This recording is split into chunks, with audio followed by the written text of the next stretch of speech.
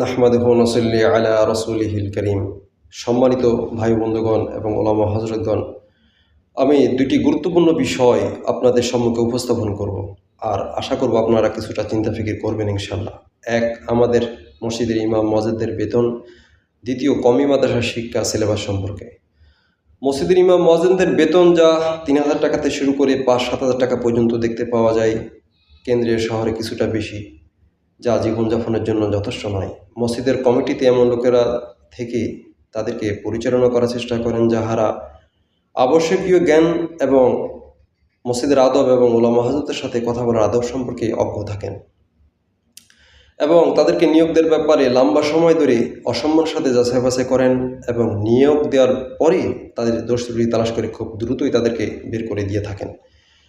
এমন অনেকগুলো সমস্যার সমাধান হওয়া দরকার। আমার কাছে একটি সলিউশন এমন মনে হয়, যদি কওমি মাদ্রাসার শিক্ষা সিলেবাস কিছুটা পরিবর্তন করা যায় তবে এই সমস্যার সমাধান হবে বলে আমি মনে করি। কিভাবে? দেখুন, মসজিদ মাদ্রাসাতে বেশিরভাগ কওমি মাদ্রাসার ওলামা হযরতরা খেদমত করে থাকেন।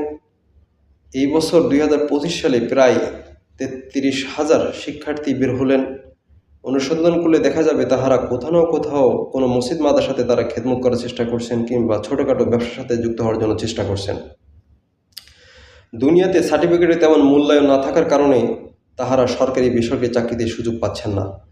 যদি কওমি মাদ্রাসার শিক্ষা সিলেবাস, যেটা উর্দু এবং ফার্সি অনেকগুলো কিতাব রয়েছে যা আমাদের কোরআন এবং সুন্নাহের ভাষা নয় এবং দুনিয়াতেও তার উপকার পরিলক্ষিত হয় না, যদি এই কিতাবগুলো আরবিতে কনভার্ট করা যায় এবং ইংরেজি, বাংলা, অঙ্ক সহকারে দুনিয়ার বাকি জরুরি বিষয় যদি সংযোজন করে এমন গ্রহণযোগ্য একটি সিলেবাস তৈরি করা যায়, তাহলে আমার মনে হয় এই শিক্ষার্থীরা বের হয়ে পুলিশ, আর্মি সহকারে সরকারি বেসরকারি চাকরিতে সুযোগ পাবে, ডাক্তার, ইঞ্জিনিয়ার হতে পারবে, সংসদে দাঁড়িয়ে কথা বলার সুযোগ পাবে, বিদেশি কূটনীতিকদের সাথে কমিউনিকেশন করার মতো যোগ্যতা তৈরি হবে ইনশাআল্লাহ।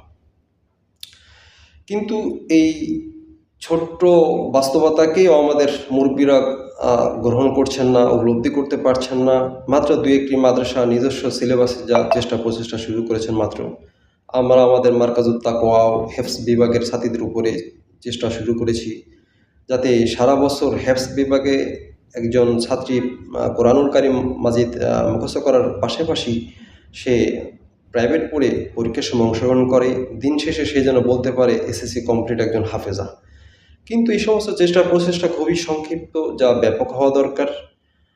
আমার এই কথাগুলো যদি কওমি মাদ্রাসার ওলামা হযরত এবং এর নিয়ন্ত্রক সংস্থা কারো কাছে গিয়ে পৌঁছে, তবে আমি অনুরোধ করব আপনারা চিন্তা ফিকির করে